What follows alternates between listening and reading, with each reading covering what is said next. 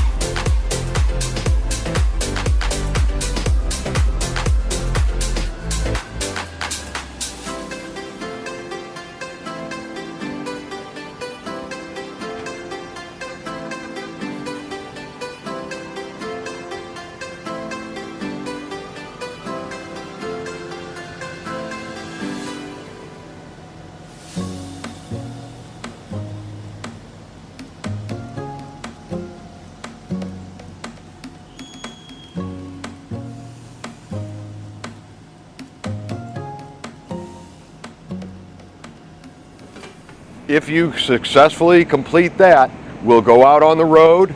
We'll do a short road test that consists of right hand and left hand turns. The big things we're looking at is your lane position, making sure that you're staying centered up in the lanes, your left and right turns, your upshifting and downshifting. Downshifting is required to drive a manual transmission.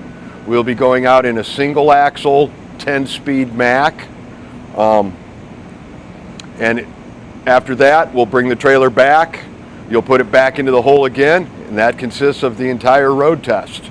The backing is done first because that is the critical aspect of what we do. Thank you.